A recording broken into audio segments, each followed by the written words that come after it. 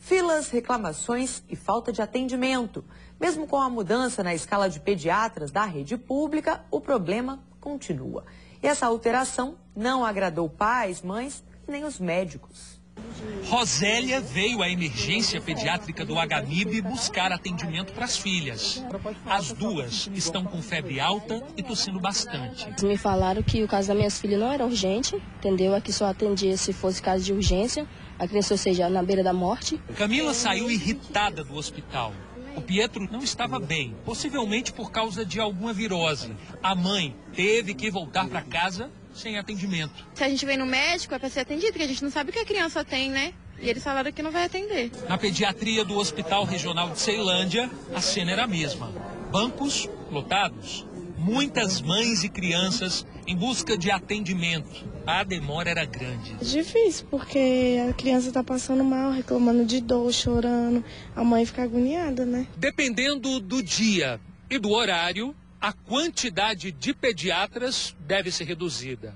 É que a escala desses profissionais que atuam tanto nos hospitais regionais como nas unidades de pronto atendimento foi completamente modificada pelo governo. A orientação para a população é a seguinte: antes de procurar um hospital ou até mesmo uma UPA, acessar o site da Secretaria de Saúde para saber quais os locais que mais têm pediatras atendendo pela rede pública. O governo garante que essa situação deve ser resolvida já no início do mês que vem. O certo é colocar médico no hospital, não olhar na internet para depois ver. Como é que vai ficar olhando na internet, pesquisar para ver para onde que eu vou se eu chegar passando mal, né? O déficit na rede pública é de 276 pediatras. Hoje, a rede tem 560 profissionais, mas apenas 460 estão efetivamente trabalhando. O restante está de licença ou atestado. A Secretaria de Saúde já pediu reforço para o quadro de pediatras.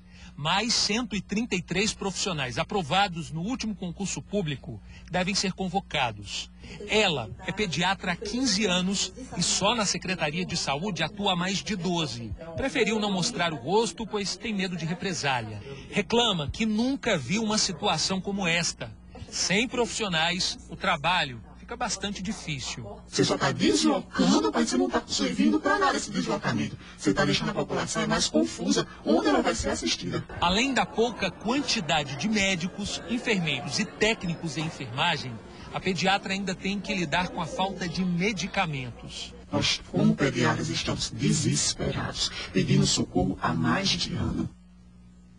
Para falar mais sobre esse assunto, a gente recebe o vice-presidente do Sindicato dos Médicos do DF, Carlos Fernando, e o subsecretário de Atenção à Saúde, Tadeu Palmieri. Boa noite, senhores. Eu começo com o senhor subsecretário perguntando o seguinte: na semana passada houve esse remanejamento. E por que não deu certo? Boa noite, Lívia. Não é que não deu certo. A gente visou, pela gravidade dos pacientes que estavam sendo internados, a gente visou não apenas a porta dos hospitais, o atendimento àquele paciente menos grave. A gente visou principalmente o paciente que estava internado, em estado muito mais grave.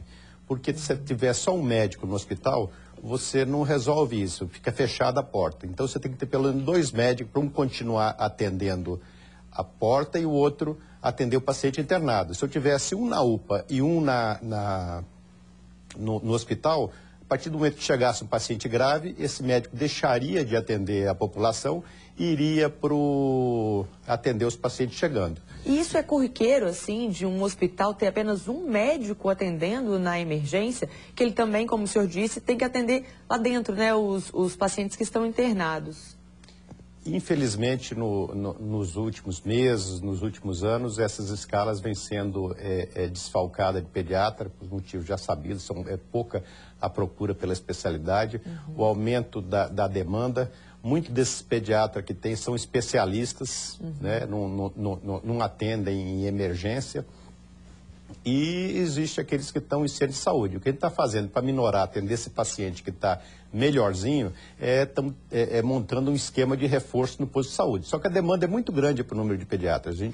Essa modificação nossa não foi de melhorar o atendimento, foi de priorizar de maneira mais adequada o atendimento do paciente internado. Doutor Carlos, a gente sabe que existe um problema grave o setor de saúde, mas, na sua opinião, o problema é maior na pediatria? Nesse momento nós estamos vivendo essa fase aguda da pediatria. E a gente vê que o sindicato não acredita nesse remanejamento dos pacientes. A gente acha um absurdo essa situação de fazer o paciente, a população, consultar site de internet para ver onde tem médico. O que precisa é chamar os médicos que já estão aprovados no concurso desde o ano passado, colocar eles na rede, rever contrato que vai vencer agora em maio, que vai sair mais gente, não sabemos se vão renovar os contratados que estão aí, para dar uma situação e uma resolução nesse problema, que a tendência é só agravar e, como o doutor Tadeu Palmieri falou, o desinteresse pela especialidade hoje, na rede privada você tem pediatra, na rede pública você não tem, por quê? Pelas condições de trabalho que se encontram aí, infelizmente, por problemas que a gente já sabe que vem até de gestão anterior e que o governo agora precisa tomar medidas urgentes para ver se resolve um pouco essa situação dessa demanda reprimida de colegas, e não só de colegas, da situação de funcionários, de enfermeira, de auxiliares, condições de equipamento, leitos e o conjunto todo. Pois é, 133 médicos aprovados. Quando é que esses médicos tomam posse, hein, subsecretário? Nós estamos aguardando a definição que deve ocorrer nas próximas horas. Nós levamos a demanda ao governador, o secretário de saúde levou, e nas próximas horas nós estamos esperando um pronunciamento de quando e quantos desses profissionais terão contratação liberada nesse momento.